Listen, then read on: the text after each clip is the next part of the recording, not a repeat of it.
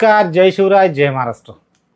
पुन्हा एकदा आपल्या सगळ्यांचे स्वागत आहे सत्यजित बनकर ऑफिशियल आपल्या यूट्यूब चॅनलमध्ये। मित्रांनो, एक नवीन विषय घेऊन आलो आहे।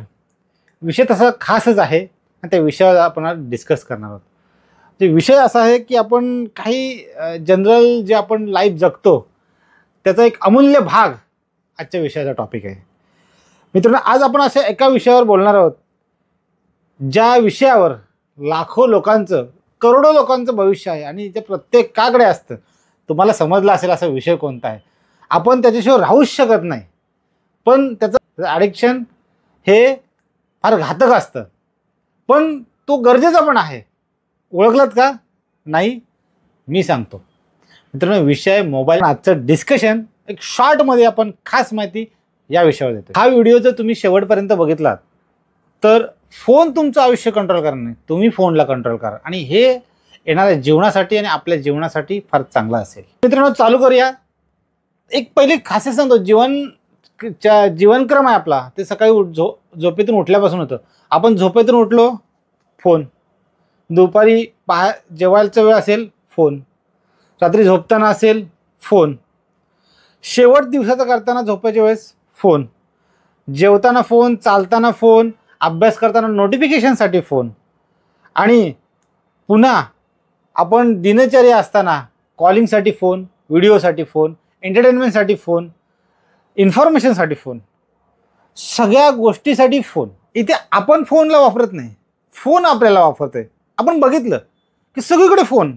आपण 10 मिनिटासाठी 1 तास फोनवर टाईम डिस्ट्रीब्यूट करतोय, म्हणजे आपण फोनला वापरत नाही, फोन आपल्याला ॲडिक्ट करतो। त्यातल्या त्यात आताचं एक महत्त्वाचं म्हणजे पहिले टिकटॉक होतं, आता रील्स आले, नंतर इंस्टाग्राम आहे, फेसबुक आहे, ट्विटर आहे, व्हॉट्सअप आहे, सगळ्या गोष्टी आहेत, सोशल मीडिया आहे, सगळ्यांसाठी फोन।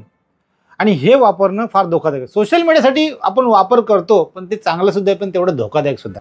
धोकादायक काय आहे ना, त्याचं एक मस्त एक लाईन इथे दिलेली आहे, तर ती तुम्हाला थोडक्यात सांगतो। एक लाईन कसं आहे, काय होतं असं, कारण फोनचे ॲप्स आहेत ना ते आपल्या मेंदूचं डोपामाइन वाढवतात।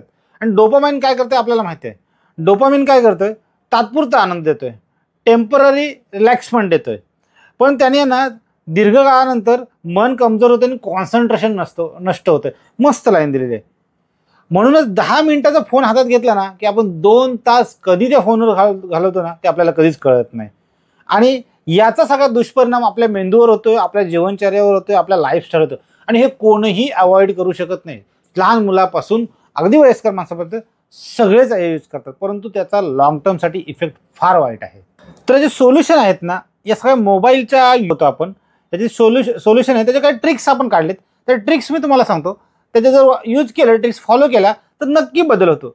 मी स्वतः करून बघितले आणि म्हणून तुम्हाला सांगतोय।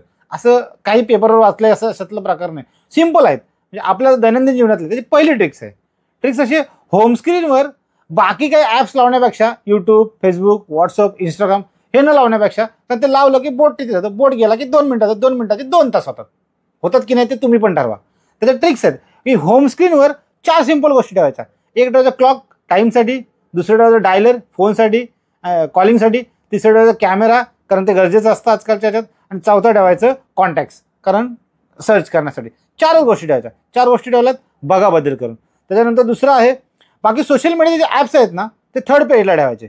थर्ड पेजला म्हणजे तुम्हाला रोटेट करायला टाईम जातो, कधी कधी घाई गडबडीत आपण टाईमपास करत असतो ना, थर्ड पेजवर पोहोचत ना आपण झालं।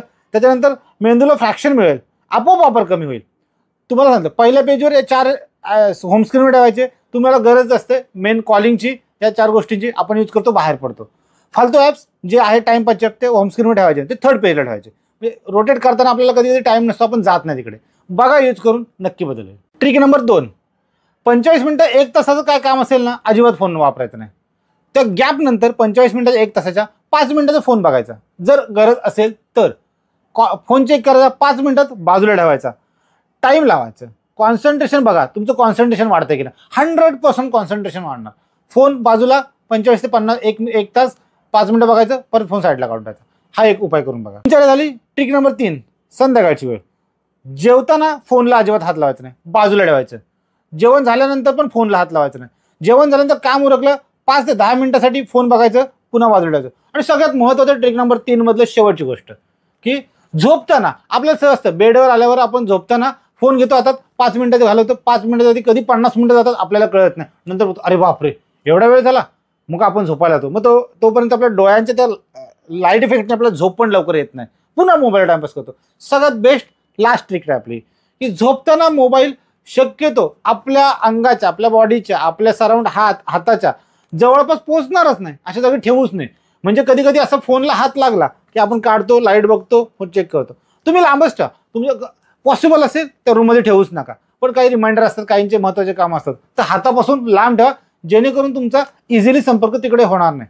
या ट्रिक 3 नक्की वापरून बघा. बाकीच्या पण ट्रिक्स आहेत, पण व्हिडिओ मोठा होईल, शॉर्टमध्ये आपल्याला समजावायचं आहे. तुम्ही या 3 ट्रिक्स वापरा, डेफिनेटली बदल होईल. बघा ट्रिक वापरा. या 3ही ट्रिकचं एक महत्त्वाची गोष्ट सांगतो, ती आपल्याला फार लाभदायक आहे, की याचं शेवट सर्वात महत्त्वाचं आहे, की फोन वाईट नाही आहे, फोन गरज आहे, कारण डिजिटलायझेशनमध्ये फोनची गरज आहे. पण फोनचा वापर कसा करतो ना, हे तुमचं मन ठरवतं. ते मनाला कंट्रोलमध्ये करता आलं पाहिजे. ज्याचं मन स्वतःवर नियंत्रण करतं तो जीवनाच्या मोठ्या गोष्टी साध्य करतो. आजपासून फोन बदलायचा नाही, तर आपल्या सवयी बदलायच्या फोनच्या बाबतीतला. आणि बघा नक्की नक्की बदल पडेल. चला प्रयत्न करूया, उद्या करायचं आहे, आजपासून करूया. लहानांपासून थोरांपर्यंत, मोठ्यांपर्यंत, मुलगीपासून आईपर्यंत सगळ्यांनी त्याचा वापर करून बघा. नक्की फरक पडेल आणि 100% फरक पडेल. फरक पडला तर नक्की आपल्या व्हिडिओला लाईक, कमेंट करायला विसरू नका. जर तुम्ही जे फॉलो केलं, तुम्हाला फरक पडला, आवर्जून आपल्या व्हिडिओला कमेंट करा, लाईक करा, शेअर करा आणि अशाच चांगल्या व्हिडिओसाठी सबस्क्राईब करायला विसरू नका. धन्यवाद.